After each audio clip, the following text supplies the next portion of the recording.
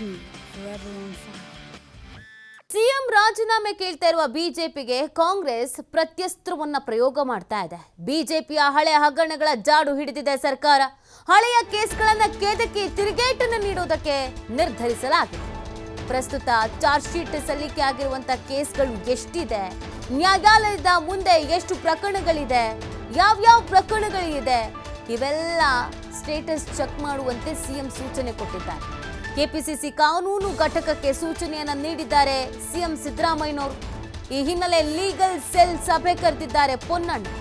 ಕೆಲವೇ ಕ್ಷಣಗಳಲ್ಲಿ ಈ ಒಂದು ಮಹತ್ವದ ಸಭೆ ನಡೆಯಲಿದೆ. ಸಿಎಂ ಕಾನೂನು ಸಲಹೆಗಾರ ಪೊನ್ನಣ್ಣ ನೇತೃತ್ವದಲ್ಲಿ ಸಭೆ ನಡೆಯುತ್ತೆ. ಸಭೆಯಲ್ಲಿ ಸಮಗ್ರ ಮಾಹಿತಿಯನ್ನ ಕಲೆ ಹಾಕಲಿದ್ದಾರೆ. ಅನಂತರ ಆ ಮಾಹಿತಿಯನ್ನ ಸಿಎಂ ಸಿದ್ದರಾಮಯ್ಯನವರಿಗೆ ರವಾನಿಸಲಿದ್ದಾರೆ ಪೊನ್ನಣ್ಣ.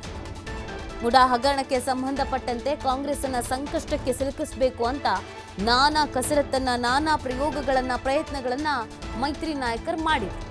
ಇದೀಗ ಸಿಎಂ ಕಾನೂನು ಸಲಹೆಗಾರರಿಗೆ ಸೂಚನೆ ಕೊಟ್ಟಿದ್ದಾರೆ. ಬಿಜೆಪಿಯ ಅಧಿಕಾರದ ಅವಧಿಯಲ್ಲಿ ಬಿಜೆಪಿ ನಾಯಕರ ಮೇಲೆ ಯಾವ ಹಗರಣಗಳಿದ್ವೋ, ಏನ್ ಕೇಸ್ಗಳು ಬಾಕಿ ಇದ್ವೋ, ಯಾವೆಲ್ಲ ಕೇಸ್ಗಳು ನ್ಯಾಯಾಲಯದಲ್ಲಿದೆ, ಎಷ್ಟು ಇತ್ಯರ್ಥ ಆಗಿದೆ, ಎಷ್ಟು ಪೆಂಡಿಂಗ್ ಇದೆ, ಅವುಗಳ ಸ್ಟೇಟಸ್ ಏನು, ಅದೆಲ್ಲದ್ರ ಬಗ್ಗೆ ಚೆಕ್ ಮಾಡಿ ಅಂತ ಸೂಚನೆಯನ್ನು ಕೊಟ್ಟಿದ್ದಾರೆ. ಈಗಾಗಲೇ ಅನೇಕ ಬಿಜೆಪಿ ನಾಯಕರ ಮೇಲೆ ಗಂಭೀರವಾದಂತಹ ಆರೋಪ ಇದೆ ಅನ್ನೋದನ್ನು ಕಾಂಗ್ರೆಸ್ನವ್ರು ಹೇಳ್ಕೊಂಡು ಬರ್ತಾ ಇದ್ರು. ಅಶೋಕ್ ಅವರು ಸಂಕಷ್ಟದಲ್ಲಿ ಇದ್ದಾರೆ. ಇದನ್ನು ಹೊರತುಪಡಿಸಿದ್ರೆ ಬಿಜೆಪಿ ಅಧಿಕಾರದ ಅವಧಿಯಲ್ಲಿ ಸಾಕಷ್ಟು ಪ್ರಕರಣಗಳು ನಡೆದಿತ್ತು, ಹಗರಣಗಳು ನಡೆದಿತ್ತು, ಅಕ್ರಮಗಳು ನಡೆದಿತ್ತು ಅನ್ನೋದೊಂದು ಆರೋಪನೂ ಇದೆ. ಕೆಲವು ಇಲಾಖೆಗಳಲ್ಲಿ ಸಾಕಷ್ಟು ಅವ್ಯವಹಾರ ನಡೆದಿತ್ತು ಅನ್ನೋದು ಆರೋಪ ಇದೆ. ಇದಕ್ಕೂ ಸೇರಿದಂತೆ ಇನ್ನೂ ಕೆಲವು ವಿಚಾರಗಳು ಕಾನೂನಾತ್ಮಕ ಹೋರಾಟವನ್ನು ಎದುರಿಸ್ತಾ ಇದೆ. ಕೆಲವು ಕೇಸ್ಗಳು ಮುಗಿದೋಗಿದೆ, ಕೆಲವು ಕೇಸ್ಗಳು ಇನ್ನೂ ನಡೀತಾ ಇದೆ.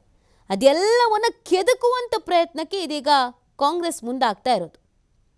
ಕಾಂಗ್ರೆಸ್ಸನ್ನು ಸಂಕಷ್ಟಕ್ಕೆ ಸಿಲುಕಿಸಬೇಕು ಅಂತ ಪ್ಲಾನ್ ಮಾಡಿದಂಥ ಬಿಜೆಪಿಗೆ ಇದೀಗ ಸವಾಲು ಎದುರಾಗುವ ಎಲ್ಲ ಸಾಧ್ಯತೆಗಳು ಇದೆ. ಕಾರಣ ಕಾಂಗ್ರೆಸ್ ಒಂದು ಪ್ರಬಲವಾದಂಥ ಪ್ರತ್ಯಸ್ತ್ರವನ್ನು ಪ್ರಯೋಗ ಮಾಡಲಿಕ್ಕೆ ತಯಾರಿಯನ್ನು ಮಾಡ್ಕೊಳ್ತಾ ಇದೆ. ಪೊನ್ನಣ್ಣ ಅವರ ನೇತೃತ್ವದಲ್ಲಿ ಇವತ್ತು ಲೀಗಲ್ ಟೀಮ್ನ ಮೀಟಿಂಗ್ ಇದೆ. ಈ ಲೀಗಲ್ ಟೀಮ್ನ ಮೀಟಿಂಗ್ನಲ್ಲಿ ಏನೆಲ್ಲ ವಿಚಾರಗಳನ್ನು ಹೊರತೆಗಿತಾರೆ, ಯಾವೆಲ್ಲ ವಿಚಾರಗಳನ್ನು ತಿಳಿಸ್ತಾರೆ ಮತ್ತು ಯಾವೆಲ್ಲ ಡಾಕ್ಯುಮೆಂಟ್ ಸಮೇತವಾಗಿ ಮಾತನಾಡ್ತಾರೆ, ಸಿಎಂಗೆ ಯಾವೆಲ್ಲ ವಿಚಾರವನ್ನು ತಲುಪಿಸ್ತಾರೆ, ಅದರ ಮುಂದಿನ ಹೋರಾಟ ಏನಾಗಿರುತ್ತೆ ಅನ್ನೋದು ಸದ್ಯದ ಕುತೂಹಲ. ರಾಜಕೀಯವಾಗಿ ಇನ್ನೂ ಏನೆಲ್ಲ ಬೆಳವಣಿಗೆಗಳಾಗುತ್ತೆ ಅನ್ನೋದು ಈಗ ಸಾಕಷ್ಟು ಕುತೂಹಲ ಕಾಣುವಾಗ್ತಾ ಇದೆ. ಲೀಗಲ್ ಟೀಮ್ನ ಸಭೆಯನ್ನ ನಡೆಸಿ ಪ್ರತಿಯೊಂದರ ಮಾಹಿತಿಯನ್ನ ಪಡ್ಕೊಳ್ಳೋದಕ್ಕೆ ಇದೀಗ ಮುಂದಾಗ್ತಾ ಇರೋದು.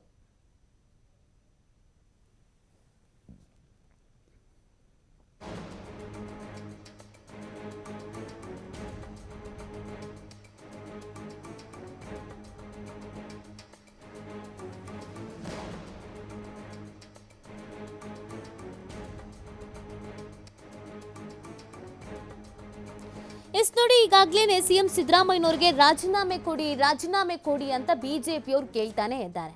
ಯಾವುದೇ ಕಾರಣಕ್ಕೂ ರಾಜೀನಾಮೆ ಕೊಡಲ್ಲ ಅನ್ನೋದನ್ನು ಸಿಎಂ ಹೇಳ್ತಾ ಇದ್ದಾರೆ.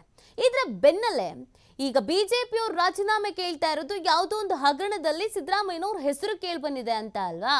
ಹಾಗಿದ್ರೆ ನಿಮ್ಮ ಪಕ್ಷದಲ್ಲಿರುವಂಥ ಅನೇಕರ ಮೇಲೆ ಅನೇಕ ರೀತಿಯಾದಂಥ ಆರೋಪಗಳಿದೆ, ಹಗರಣದಲ್ಲಿ ಭಾಗಿಯಾಗಿದ್ದಾರೆ ಅನ್ನೋದಿದೆ. ಅವ್ರುಗಳು ರಾಜೀನಾಮೆ ಕೊಡಬೇಕೋ ಬೇಡವಾ ಅನ್ನೋ ಪ್ರಶ್ನೆಯನ್ನು ಈ ಕಾಂಗ್ರೆಸ್ನವ್ರು ಮಾಡಬೇಕು ಅಂತ ತಯಾರಿಯನ್ನು ಮಾಡ್ಕೊಂಡಿದ್ದಾರೆ.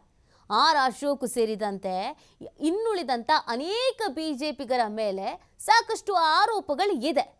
ಅದೆಲ್ಲದರ ಸ್ಟೇಟಸ್ ಏನಾಗಿದೆ?